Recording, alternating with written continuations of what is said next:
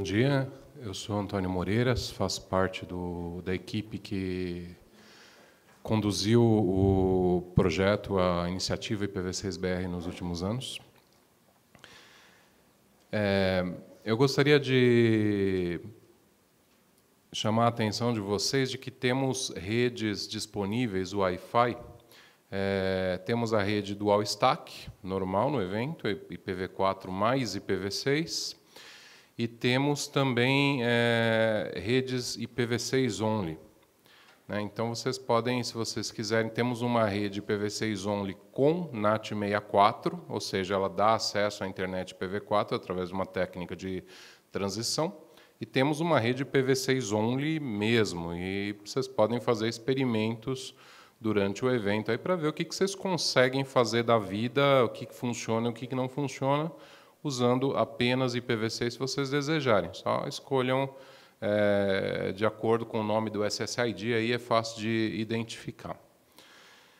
Eu gostaria de convidar agora o Ricardo Patara, que é o gerente de recursos de numeração do Registro BR, do NIC BR, e ele vai falar para a gente como que anda o esgotamento do IPv4 e a implantação, a distribuição dos endereços IPv6, o panorama atual, um pouquinho do histórico e perspectivas. Tá? Por favor, Patara. Bom dia. Queria agradecer o convite da equipe do Moreiras. É uma satisfação estar aqui nesse evento, um marco tão importante, não só do IPv6, mas também desse projeto, que, como a gente vai ver em algumas estatísticas que eu coloco ali, teve impacto significativo na implementação de IPv6 e, de uma forma geral, na melhora da internet, nesse cenário que a gente se encontra atualmente, com escassez de IPv4 e os problemas que isso pode trazer para o uso da internet em diversos ambientes, residencial e empresarial. A ideia aqui é apresentar, como o Moreiras comentou, como que nós estamos nesse momento de esgotamento IPv4 e o que já temos avançado em IPv6, principalmente na parte de alocações. Dentro do Registro BR existe o Departamento de Numeração Internet, que está sob responsabilidade minha. Nós temos uma equipe que faz a distribuição dos recursos internet aqui no Brasil. O Demi comentou que existe uma hierarquia na distribuição dos recursos internet no mundo.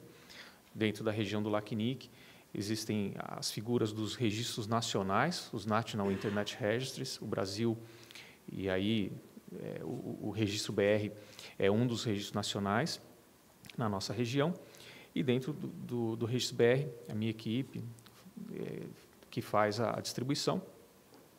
Então, eu trago aí algumas informações de como que está esse volume de alocações e qual que é o paralelo em relação às alocações e à utilização. Mas eu achei interessante colocar um pouquinho de história. O Demi trouxe algumas informações aí e eu acabo repetindo algumas das informações, mas eu tentei trazer também algumas coisas interessantes de RFCs para a gente tentar entender também como é que era o cenário naquele momento. Hoje a gente tem uma internet global, conhecida, e o cenário naquele momento era diferente. Os usuários de internet eram outros, eram principalmente universidades, instituições de pesquisa, num ambiente muito menor e, por isso mesmo, até um pouco mais controlado, um pouco mais fácil implementar alterações. A gente vai ver ali que tem um determinado momento que é chamado de flag day, que foi possível trocar de um protocolo para o outro, e hoje em dia a gente não conseguiria fazer algo semelhante para trocar de IPv4 para IPv6. Então, eu acho que é interessante a gente contextualizar, mencionar um pouquinho da história, para a gente entender também o cenário que a gente se encontra hoje em dia. Uma introdução, isso a gente já sabe, IPv4 é um espaço finito, os endereços IPv4 estão dentro de um conjunto de 32 bits, então a gente sabe que aquele espaço é finito, vai chegar um momento que não vai ter mais números possíveis para endereçar outros novos dispositivos. E aí, mais ou menos 4 bilhões de endereços, e a gente sabe que a internet já tem muito mais do que isso de dispositivos conectados. Então, existem diferentes formas de medir, mas eu coloquei aí uma delas, que provavelmente já existem mais de 20 bilhões de dispositivos conectados à internet, utilizando ainda majoritariamente o endereçamento IPv4, e isso é possível principalmente por causa de tecnologias como o NAT, onde você traduz endereços privados para endereços públicos e a gente consegue colocar muito mais dispositivos com um menor número de endereços. IPv6 também é um endereçamento finito, mas com uma quantidade muito maior de bits, 128 bits, e aí existem várias comparações que é possível fazer com a quantidade de endereços, mas eu coloquei aí só uma nomenclatura para a gente ter uma ideia. E também o conceito muda um pouco em relação ao IPv4. No IPv4 a gente tem endereços para um dispositivo que muitas vezes tem atrás dele outras dezenas de dispositivos utilizando o NAT. No IPv6 o contexto pode mudar um pouco. Você pode ter diferentes redes na residência, onde antes você tinha só uma rede, então a quantidade de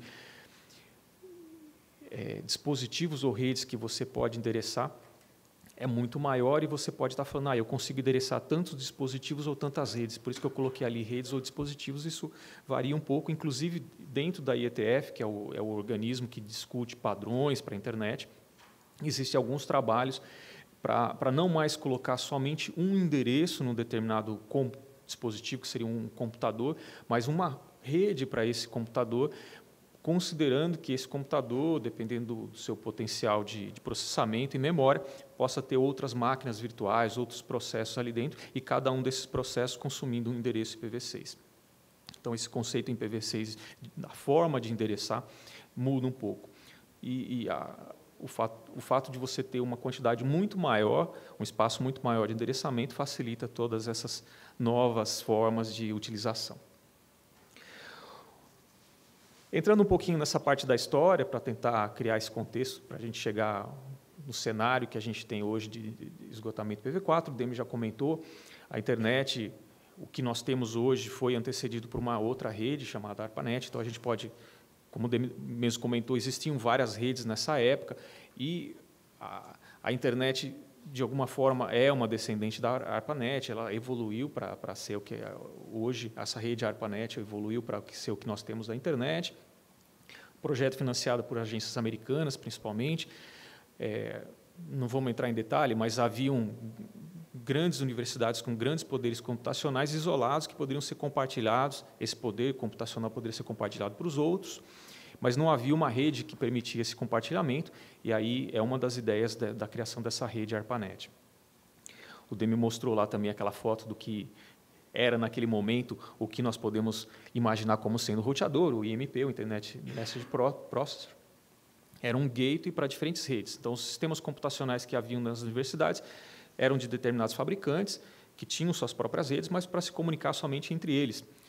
E não necessariamente eram os mesmos sistemas computacionais utilizados em outras universidades, instituições de pesquisa, então havia necessidade de um gateway entre essas redes, e esse era o papel do IMP, principalmente.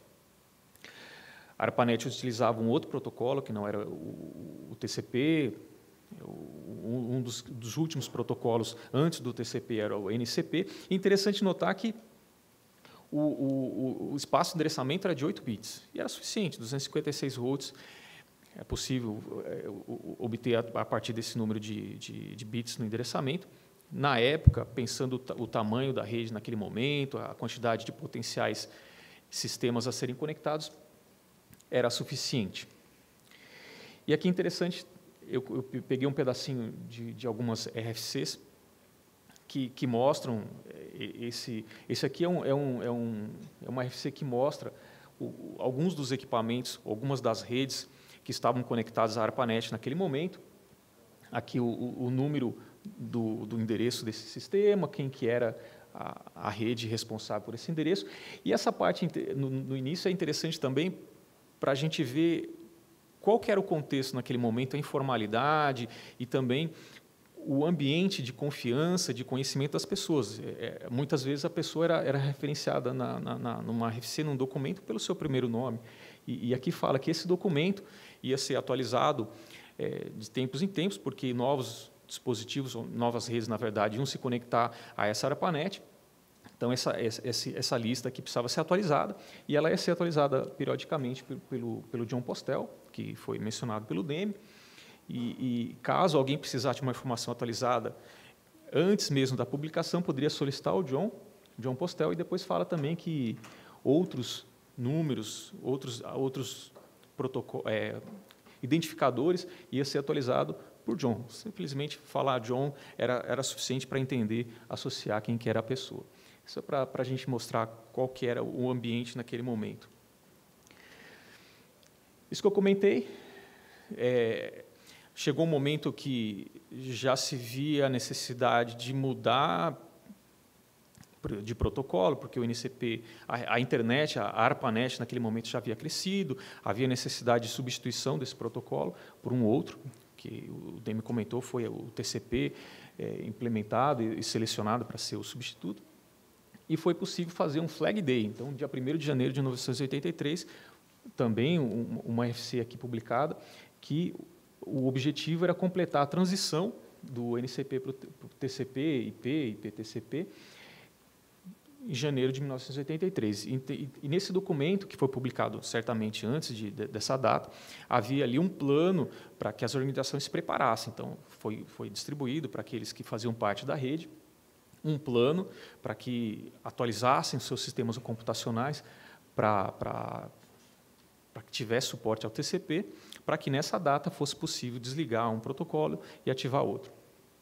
Interessante também notar o tamanho da rede, foi possível fazer algo desse porte naquela época, hoje não seria possível. Seria interessante se pudesse fazer o desligamento IPv4 para IPv6, mas pelo tamanho da rede, impossível fazer algo semelhante. Aqui algumas datas, inclusive eu peço desculpa que tem um erro aqui que sobrou de um slide anterior, mas aqui as datas, quando foi publicado o primeiro proposta de TCP, quando foi publicado como uma proposta de standard do TCP e IP, nesse caso já o IPv4. Houveram IPv1, propostas de IPv1, IPv2, IPv3, mas IPv4 foi o que acabou virando proposta de standard. É interessante também, existem algumas discussões, ou pelo menos já houveram algumas discussões, do porquê de 32 bits, e não já naquele momento pensar em algo maior. Na época, o NCP utilizava 8 bits. Se a gente pensar na época, pelo tamanho da rede, pela ideia de como seria os sistemas se conectando através da rede, mudar de 8 para 32 já foi um passo bastante importante. E houveram algumas discussões, alguns papers, alguns livros trazem comentário desse Network Working Group, era onde as pessoas se reuniam no que seria mais ou menos a IETF, e algumas discussões de que 16 bits era muito pouco, 64 ou mais do que 32, que seria a outra proposta, seria exagero. E não me recordo agora qual livro, mas tem um que fala que eles precisavam tomar uma decisão logo. Essa discussão já havia se estendendo há muito tempo, eles precisavam publicar o documento, a recomendação, e optaram por 32 bits porque pareceu razoável. E a gente tem que imaginar também que isso daí foi mais ou menos na época de 70, imaginar a quantidade de pessoas no mundo naquela época, a quantidade de sistemas computacionais, 32 bits pareceu adequado. E a internet acabou sendo vítima do seu próprio sucesso, quer dizer, não se imaginava que ia crescer tanto como cresceu, como a gente vê hoje. Então, esses 32 bits naquele momento pareceu adequado. Mas, pouco tempo depois, eu esqueci de colocar a data, mas 1991, então vamos imaginar, a Flag Day foi em 83, não muito tempo depois, já havia uma preocupação com o esgotamento do IPv4. Então, a gente tem aqui que foi publicado uma RFC em busca da nova internet, da arquitetura para uma nova internet. Aqui umas preocupações de que a internet vai ter os seus endereços, nesse caso aqui as classes B, porque as classes A já tinham sido tomadas, passaram para as classes B, que era naquele formato que o Demi comentou, no início o endereçamento era distribuído em classes, e já havia aqui uma preocupação de que esses endereços classe B iam se esgotar prontamente. E esse documento traz ali algumas preocupações, mas também propostas para solucionar esse problema, e uma delas aqui é um novo formato de endereçamento. Como resultado desse RFC anterior, foi criado um working group dentro da IETF, que é o Address Lifetime Expectation Working Group. Foi um grupo para estudar o cenário da internet, projeções para indicar uma possível data onde ocorreria o esgotamento do endereçamento IPv4. Então, esse documento ele traz ali uma série de informações, mas eles estimavam que esse documento é de 94, mais ou menos entre 2008, talvez até 2011, o endereçamento IPv4 estaria esgotado. Isso daí foi um motivo para avançar os estudos por um novo tipo de endereçamento para solucionar esse problema. Nesse meio tempo, como o Demi também comentou, a gente viu ali, observou algumas iniciativas que acabaram estendendo a vida do IPv4. Então, inicialmente, previa-se lá em 2008, 2011, o esgotamento completo, e a gente sabe que não foi bem assim. Mais ou menos nessa data aconteceu alguns pontos importantes, mas o IPv4 sobreviveu em algumas regiões por um pouco mais. Então, nós temos ali alguns trabalhos, algumas iniciativas, como extinguir aquela forma de distribuição de endereços em classes e passar a utilizar prefixo de rede. Então, a gente consegue uma otimização na distribuição dos endereços, mas também essa tecnologia de tradução.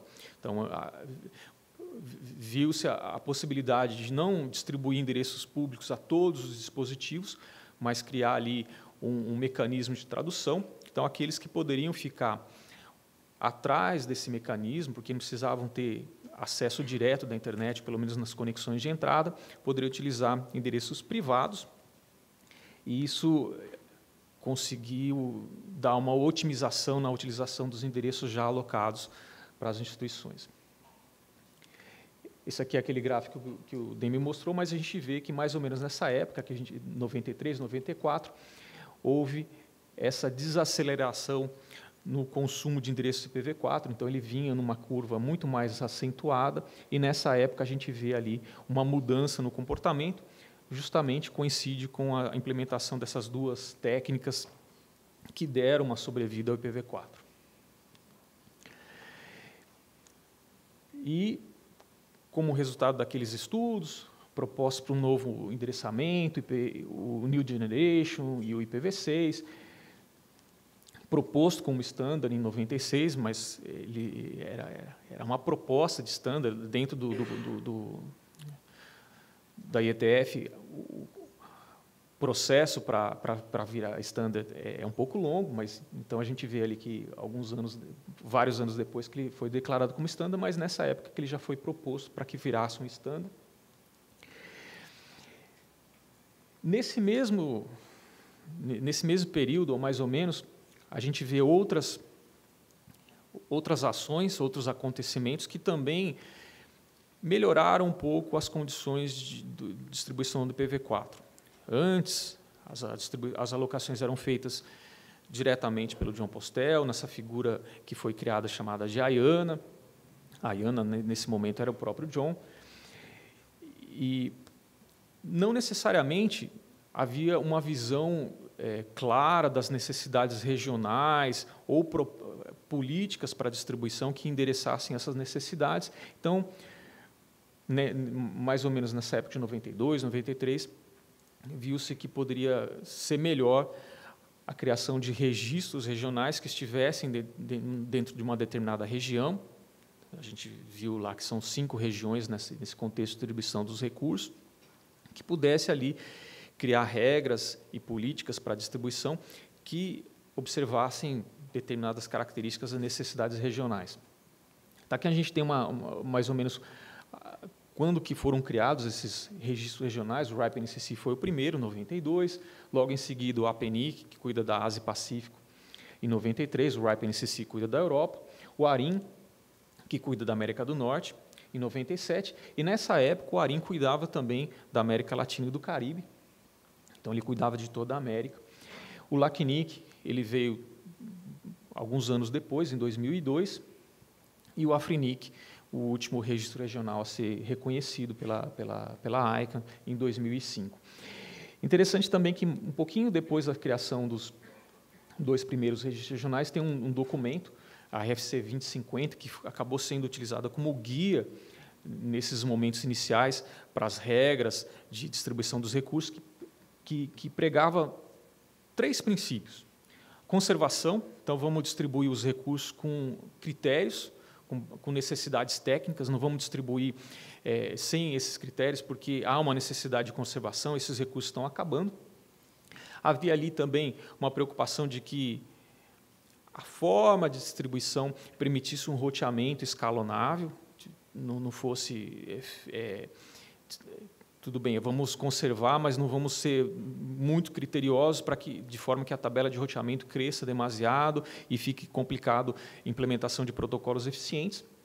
E também o registro. Essas alocações têm que estar com as suas informações dos titulares, dessas alocações registradas e públicas para resolução de problemas, mas também para pesquisas.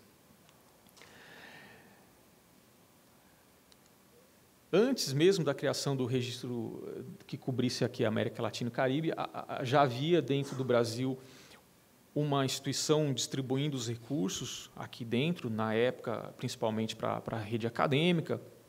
Essa época mais ou menos coincide com a formação da RNP, e o Brasil tinha esse bloco aqui de endereço para distribuição interna, o 200.128/9. Quem é um pouquinho mais antigo nesse mundo lembra que era mais fácil de identificar quais eram os endereços IPs utilizados no Brasil. 200.128 ou dali para frente, a gente sabia que era Brasil. Então, esse daqui foi uma distribuição feita da IANA para a FAPESP, justamente para endereçar as necessidades da rede acadêmica naquele momento.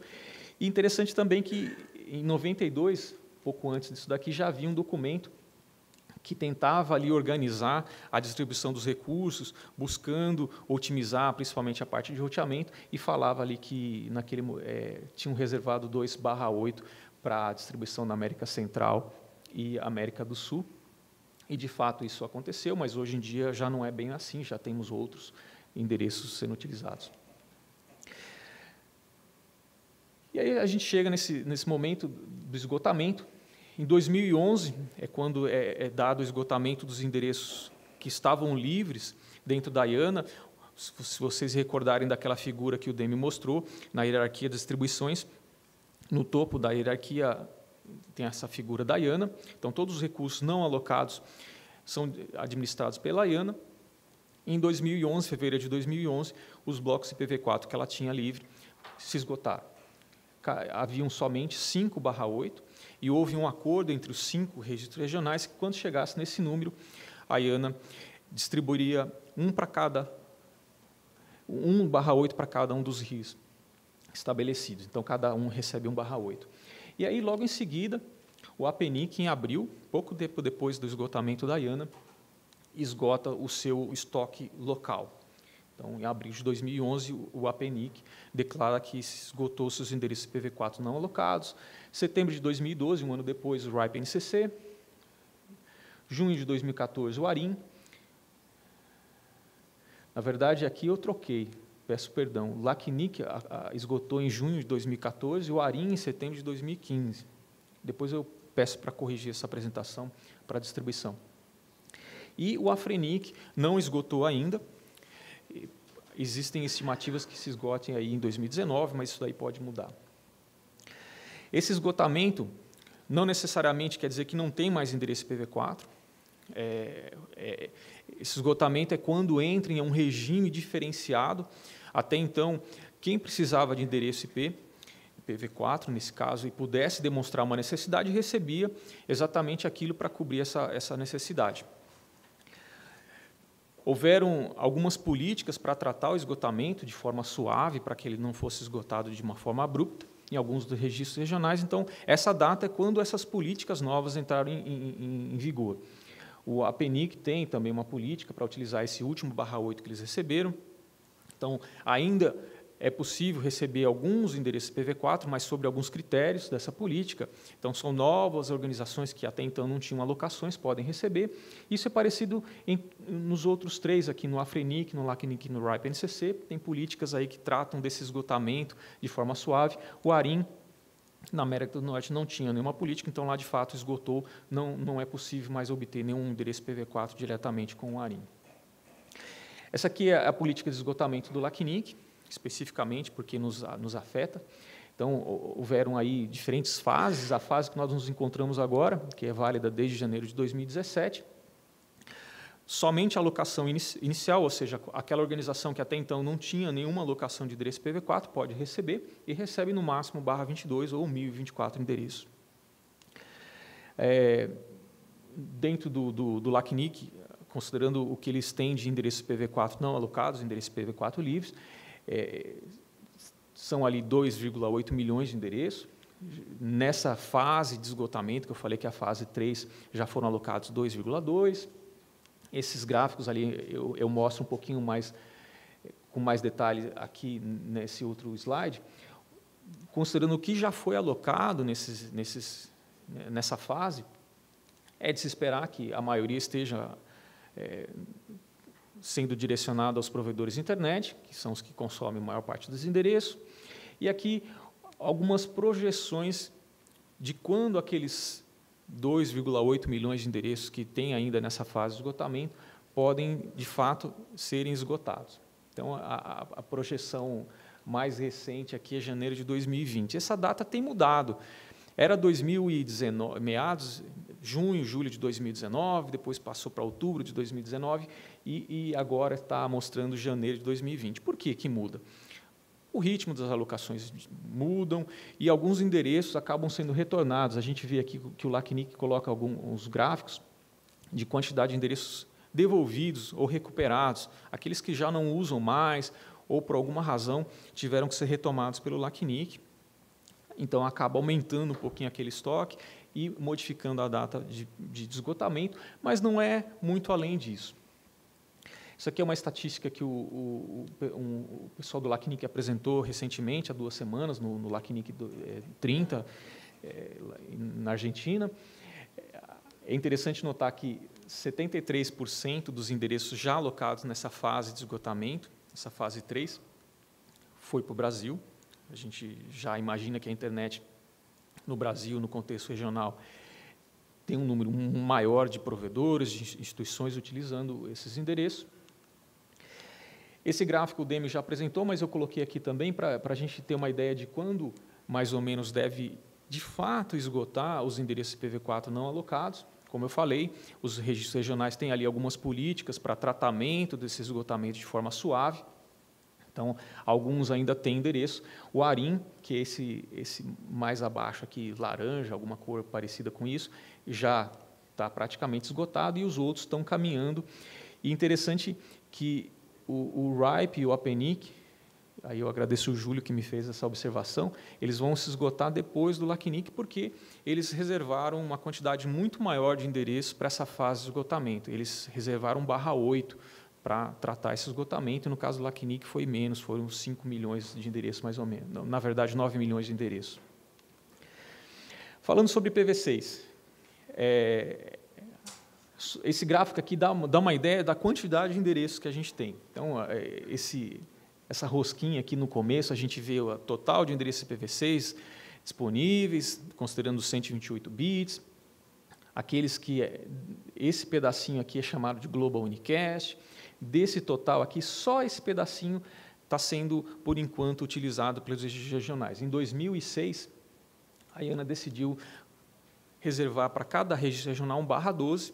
Então, as alocações que são feitas por esses registros regionais para os seus usuários, clientes, membros associados da forma que queiram chamar, partem desses /12. Então, a gente vê aí, graficamente, a quantidade imensa de endereços IPv6 que a gente tem disponível. No início, as políticas para alocação de IPv6 eram uniformes em todos os registros regionais, eles coordenaram as primeiras políticas, mas elas se adaptaram, e interessante que eu coloquei aqui, outros fazem a mesma coisa, mas nos interessa a região do LACNIC. A partir de um determinado momento, qualquer alocação IPv4 teria que estar associada a uma alocação de IPv6. Então, quem solicitasse IPv4 tinha que receber já IPv6 também, pelo menos ter ali o principal para começar a implementar IPv6, ao menos uma alocação. E isso fez com que o volume de alocações IPv6 crescessem bastante. Isso daqui é um gráfico das alocações do Brasil. Como eu falei, isso é feito pelo Registro BR, então eu tenho essas informações que mostram que 93% das organizações brasileiras que têm alocação de endereço IPv4 e ASN têm também IPv6. Aqui é um gráfico que mostra as diferentes cores aqui. Essa diferença do azul para o roxo seria a quantidade de provedores ou organizações que não têm IPv6, têm ASN e têm IPv4, ela é mínima, por isso que a gente vê o benefício dessa regra implementada há algum tempo.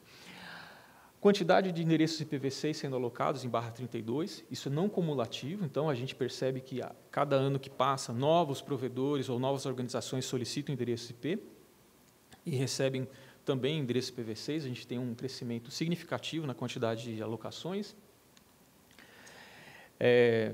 Como é de se imaginar também, grande parte das alocações, e o Demi mencionou isso, e a gente vê isso graficamente, isso aqui é um gráfico que eu tirei do LACNIC, 71% do espaço de endereçamento IPv6 alocado na região foi feito para organizações no Brasil. Isso aqui é o volume de alocações, é independente de prefixo. Tá? Então, pode ter sido um /32, pode ter sido /30, mas é o fato de a alocação feita pelo LACNIC, e a gente vê também o crescimento significativo no correr dos anos. Isso aqui é uma visão regional do mundo, considerando os 5 registros regionais. O RIPE-NCC é o que conta com o maior volume de alocações IPv6 já feita, mas o LACNIC não está muito atrás, ele é o segundo, comparado com os outros 3 registros regionais que seguem. Então, a nossa região, no cenário global, está muito bem, pelo menos em termos de quantidade de alocação já realizadas. Esses gráficos aqui já foram apresentados, mas eu quis destacar principalmente essa parte aqui. Isso aqui é o volume, a porcentagem de utilização IPv6 frente a IPv4. Então, qual a porcentagem de acesso prioriza IPv6 em detrimento do IPv4? E a gente percebe que até meados de 2015 era muito baixo essa porcentagem. Aconteceu alguma coisa aqui. E aqui tem relação direta com iniciativas do NIC-BR, foram reuniões aí com provedores de acesso de conteúdo, fabricantes, e que aconteceram com certeza antes, mas que tiveram aí o seu impacto em meados de 2015, finalzinho de 2014, e proporcionaram essa curva de crescimento intensa. E aí, só para esses gráficos já foram comentados, né, a gente confronta essa informação que nós temos no NIC com outros também, isso aqui é do Google, que mostra aí que mais ou menos 25% dos acessos que chegam aos seus servidores privilegiam IPv6. Isso daqui também é feito pelo APNIC, mostra mais ou menos parecido, aqui um pouquinho mais, 28%. Internamente no NIC a gente tem estatísticas também que mostram que os acessos aos nossos serviços está na faixa de 30%, privilegiando IPv6. Aqui, como a gente está no mundo, quanto mais verde ou mais intenso esse verde, maior a implementação IPv6. O Demi já tinha mencionado, 25%, isso aqui é fonte do Google. E aqui, depois, com certeza, o Moreiras vai comentar mais para frente, mas só destacando que essas iniciativas, essas ações do NIC, que vêm sendo feitas há pelo menos 10 anos, tiveram um efeito bastante importante, tanto no volume de alocações, mas principalmente no uso do IPv6. É importante alocar, mas é mais importante, uma vez com a alocação, colocar em uso. E é isso. Eu queria desejar aqui meus parabéns à equipe e a todo esse trabalho pelos 10 anos aí de trabalho e implementação do IPv6. Hoje a gente está com a distribuição de IPv4 para novos entrantes na região da América Latina e Caribe, inclusive do Brasil, né? Quando que isso acaba de vez? Qual que é a expectativa de terminar e o que vai acontecer então? Os provedores, por exemplo, que não são sistema autônomo ainda, eles não vão poder mais tirar um sistema autônomo? Vai tirar só IPv6? O que vai acontecer quando acabar o estoque? Qual é a previsão de zerar realmente esse estoque de novos entrantes? Se vai zerar mesmo? Se tem alguma mágica que vai acontecer aí? Tá. Uma excelente pergunta. As fases de esgotamento do LACNIC foram baseadas em quantidade de endereços IP que haviam livres. Então, eles estipularam lá, quando chegar a uma determinada quantidade de endereços livres, muda-se de fase. Então, a fase que a gente está hoje, ela entrou em janeiro de 2017, foi quando o LACNIC tinha no seu estoque aproximadamente 4 milhões de endereços IPv4 não alocados. Essa quantidade hoje, se a gente contabilizar tudo que foi alocado, tudo que está livre, é mais do que 4 milhões, é mais ou menos 5 milhões que estavam reservados para essa fase, porque, como eu comentei, haviam aqueles endereços livres naquele momento, mas esse estoque cresceu um pouquinho por causa de devolução, de recuperação. Então, o que nós temos hoje, que o LACNIC informa que tem hoje livre, são mais ou menos 2,8 milhões de endereços. Os registros nacionais utilizam, acessam esse mesmo estoque, para que seja justo. Então, tanto o LACNIC como o NIC México e o NIC Brasil acessam o mesmo estoque, então esse estoque ele é regional. Quando que acaba essa fase de esgotamento? É quando esses endereços se esgotarem, de fato. 2,8 milhões de endereços se esgotarem completamente. A previsão do LACNIC hoje, ou pelo menos na data que eu peguei no site deles, é janeiro de 2020. Então, eles estimam, considerando o volume de alocações que está tendo hoje e a quantidade de endereço IP livre, mais ou menos em janeiro de 2020 haja o esgotamento. O que acontece? Então, não vai ser mais possível obter endereçamento IPv4 diretamente com LACNIC, NIC Brasil, NIC México, porque não vai ter mais para alocar esses endereços livres. O Moreiras comentou que, atualmente, somente os novos entrantes, ou seja, aqueles que não têm endereço IPv4 alocados diretamente, que podem receber. Quando houver esgotamento, ainda vamos ter novas empresas que precisam de endereçamento e vão estar recebendo IPv6 e ASN, sim, dos registros regional, LACNIC e os registros nacionais. Então, a gente vai continuar, sim, distribuindo recursos, nesse caso, ASN e IPv6. Mas aqueles que precisarem de IPv4 vão poder, talvez, contar com outras possibilidades, outras regras que permitam acesso a alguns endereços IPv4. A gente sabe que existem empresas que têm IPv4 e não estão utilizando, e existem mecanismos que permitem aí essa redistribuição.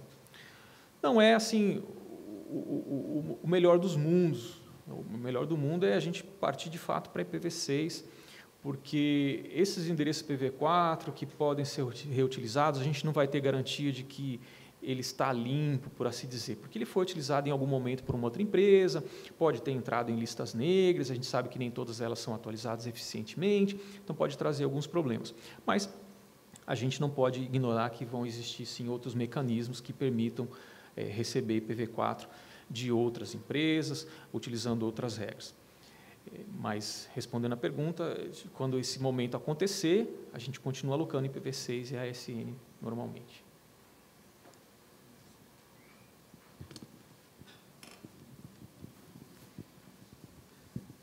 Não, uma pergunta, um comentário, 2 comentários, 3 comentários. O primeiro comentário, você falou quando acaba, me lembrou do Chacrinha, acaba quando termina. Mas isso, quando se ganhava endereço IPv4 nos velhos tempos, quando o Postel entregava isso, você assinava um papel, você recebia um papel digitalmente, evidentemente, dizendo que você ganhou uma faixa de endereço que evidentemente não é sua, que pode ser renumerada caso precise realocar blocos para cá e para lá, e que se você eventualmente estiver não usando, isso voltará para a Uaiana, na época. Então, estou dizendo isso porque a ideia de que isso é uma mercadoria que pode ser, de alguma forma, transacionada, não era a ideia original e não é a ideia original da internet, onde você, na verdade, ganha um espaço para uso, mas que pode ser removido se, por algum motivo, a redistribuição de endereços quiser que você mude de área. Claro que é um trabalho infernal você renumerar, e raramente isso foi feito, mas, na época que ganhávamos isso, assinávamos que, se houvesse necessidade de renumerar, a gente teria que renumerar para o bem da internet como um todo. E o terceiro comentário é o seguinte: no ICANN atual, existe uma equipe que cuida dessa parte de números, existe um negócio chamado Address Council, que tem 3 representantes de cada região do mundo, e o Patara é um dos representantes da região latino-americana e caribenha. Mais alguma pergunta? Alguém gostaria de fazer mais uma pergunta ou comentário?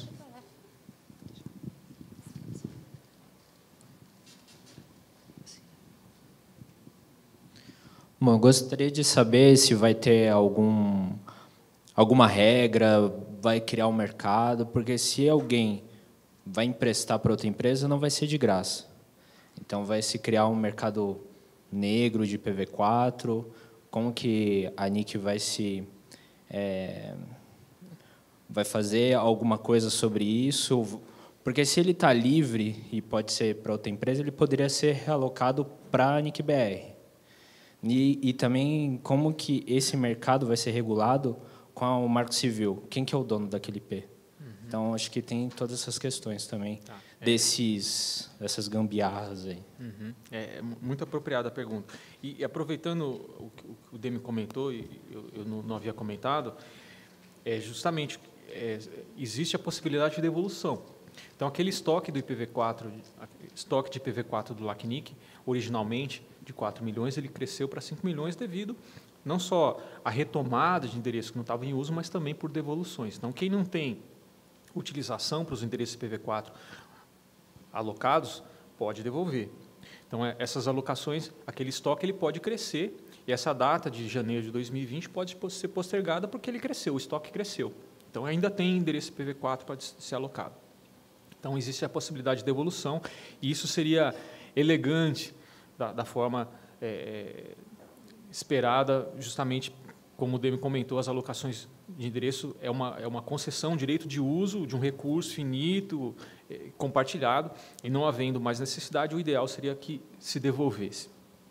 Algumas instituições grandes, inclusive norte-americanas, fizeram essa devolução, um ato nobre, e aumentou também o estoque lá na região do Arim. Mas a gente sabe que nem todos têm esse interesse, têm essa visão, e querem ali transferir diretamente de uma empresa para outra e não devolver para o registro regional ou nacional para, porventura, posterior alocação a outro. Existem políticas que visam facilitar aí, ou pelo menos regular isso daí, porque uma das funções que a gente olha lá naquela RFC 2050 é o registro das informações. Então, existe uma preocupação muito grande dos registros regionais, sejam eles registros nacionais ou regionais, de manter a correta informação de quem de fato está utilizando o titular daquela alocação. Então, se há ali mecanismos, ou pelo menos transações entre empresas e elas não ficam documentadas, isso é um prejuízo para a comunidade. Então, as políticas que permitem essa transferência entre empresas diretamente visam principalmente manter as informações corretas e mais atualizadas nesse sistema de registro. Então, existem políticas que permitem. Os registros nacionais ou regionais não se envolvem em questões financeiras. Então, se há ou não transações financeiras entre as empresas, não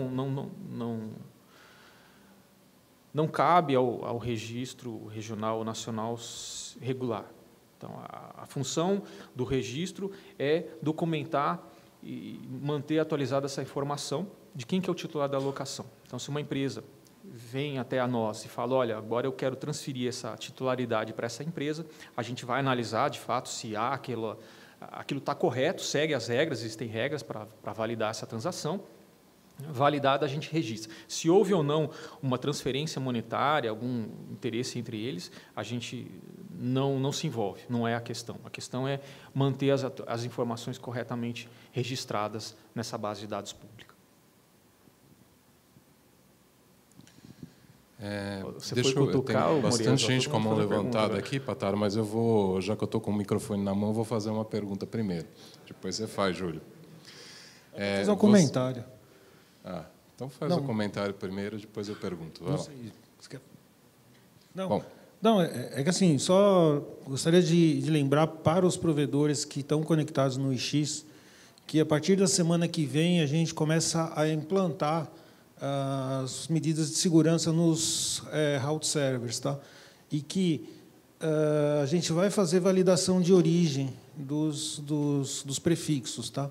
Então, essa questão de fazer locação de blocos, empréstimos, etc., pode gerar algum problema se isso não estiver devidamente registrado no registro. Tá? Então, é importante você atentar a isso. Ok. Patara, você já comentou em alguns outros eventos sobre tentativas de fraudes, né, de provedores de adquirir recursos do registro, de alocar recursos do registro, sendo que eles já têm, por exemplo, IPs alocados. E a gente vê no Brasil ainda uma grande quantidade de provedores pequenos que não pediram a sua primeira alocação de IPs, que não têm ASNs ainda e tal. Então, eu gostaria, se possível, você comentasse um pouquinho sobre que medidas o Registro BR toma e o LACNIC toma para evitar isso e para garantir que os recursos vão para realmente os novos entrantes, o pessoal que nunca pediu recursos anteriormente. É uma pergunta muito boa. A gente sabe que a criatividade humana é grande, então a gente vem lidando desde a entrada em vigor dessa nova regra com tentativas de fraudar ou de prover informações não corretas, não verdadeiras, para obtenção de recursos. Isso é triste, porque o ideal seria que, de fato, fossem feitas as alocações para aqueles que precisam. Então, houvesse uma colaboração, de fato, entre os usuários, voltando lá no início dessas redes que interconectavam organizações, num ambiente muito mais confiável. A gente sabe que os critérios são outros, as ideias são outras, os participantes são outros, então a gente percebeu tentativas de prover informações falsas, e justamente para obter mais endereço ou obter endereço sem a real necessidade. Isso fez com que o processo ficasse um pouco mais criterioso. A gente não mudou a regra, a gente não inventou nada, a gente só passou a segui-las com um pouco mais de critério, solicitar algumas informações adicionais que sustentassem aquelas regras, justamente para evitar esses casos. Então, por exemplo, inicialmente a gente pedia relatório de uso dos clientes. Se você for no Google hoje ou qualquer buscador e colocar relatórios, você vai encontrar propostas de relatórios para serem enviados para a gente. Então, a gente passou a solicitar outras informações. Então, o que a gente pede? Comprovantes de que, de fato, aquela empresa tem um enlace à internet com um provedor de trânsito, nesse caso, considerando um provedor de acesso à internet residencial, corporativo. Algum documento que comprove que, de fato, existe uma conexão à internet, uma cópia de contrato. Em alguns casos, a gente solicita também comprovante de que aquela empresa presta o serviço. Como é que a gente faz isso? Cópia de cobrança dos clientes, cópia de nota fiscal emitida para aqueles clientes. A gente pode chegar também a solicitar cópia de nota fiscal de compra de equipamento. Tudo isso está previsto na regra. A gente tem que ir lá, de acordo com a regra, comprovar que existe uma conexão à internet, existe uma necessidade, portanto, existem clientes, existem máquinas que vão utilizar aqueles endereços. A gente passou a solicitar informações adicionais para sustentar essas regras, essas necessidades. Tem muita gente que reclama que o processo é complicado, é burocrático, mas é o que a gente precisa solicitar para comprovar as regras. Se houver qualquer dúvida, olha, por que vocês estão solicitando isso? De forma que eu possa providenciar tudo isso, nossa equipe está à disposição. Tem muita gente que quando encontra uma informação, uma solicitação de informação que ele não esperava, desiste do processo. Não, esse processo é muito difícil. A gente está lá para ajudar. Então, esses critérios um pouco mais estritos que estão implementados agora foi em face a esses problemas que a gente encontrou. E o que a gente precisa, de uma forma resumida, entender? Que existe uma necessidade, portanto, existem clientes, existem máquinas que precisam daqueles endereços IP e existe uma conexão à internet por onde esses endereços vão ser alcançados. Então, para sustentar isso, a gente solicita algumas informações, como eu mencionei. Oi, Patara. Mais uma pergunta. Bom dia. Bom dia. Assim, uma coisa que começou a acontecer já tem alguns anos é a alocação interárea. Por exemplo, o cara pega um bloco I1S lá da África e vem usar aqui. Ou o contrário. Tu tem uma empresa que é multinacional e ela começa a alocar blocos IPs para os seus clientes de uma outra região geográfica aqui no Brasil. E esse tipo de coisa já teve casos que aconteceram. A pergunta é, isso está permitido? Uhum. Bom, tecnicamente, o endereço IPv4 ele não tem Não, tecnicamente, sim. Tecnicamente, ele não tem passaporte, ele pode ser usado em qualquer lugar. A região do LACNIC, ou seja, os endereços que são alocados pelo LACNIC, têm critérios que ele tem que ser majoritariamente utilizado na nossa região.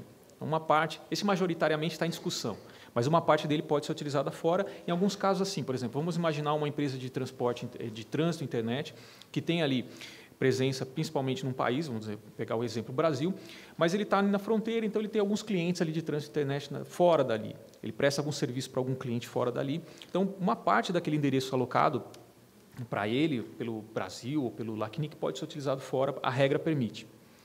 Ou empresa de hospedagem, uma parte dos meus endereços por questão de redundância, eu vou fazer Ncache, alguma técnica assim, eu posso colocar em equipamentos que estão fora da região onde eu estou fiscalmente, legalmente localizado. Outros registros regionais não têm regras parecidas. Então, a ARIM, por exemplo, tem uma regra diferente. Então, por isso que tem empresas que receberam a locação de um outro registro regional que pode utilizar aqui dentro, porque o registro deles permite, a regra deles permite. Mais uma pergunta é exatamente sobre esse enforcement dos blocos, né? É que, historicamente, dentro das universidades, até pela locação delas ter sido anterior até o próprio registro BR, anterior até o próprio LACNIC, muitos dos sistemas autônomos que estão usando blocos não têm o bloco formalmente alocado para ele, né? Por exemplo, tem bloco que está alocado, por exemplo, para a rede lá do Rio Grande do Sul, que está em nome da RNP, lá, o 200.128 / alguma coisa, tá? No momento que esse enforcement for realizado, provavelmente esse tipo de coisa vai dar problema. Uhum. A gente está aberto a entender a situação e ajustar. Inclusive, eu sei que tem discussões não, processos internos lá dentro do Registro BR para ajustar algumas situações especificamente da RNP e universidades que receberam endereços lá nos primórdios da rede acadêmica brasileira. Okay, então, a gente está tentando ajustar isso daí.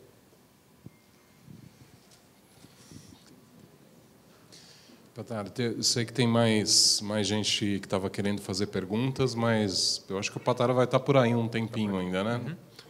Então, e a gente já estendeu bastante o tempo, então agradeço, Patara, peço uma nova salva de palmas, por favor.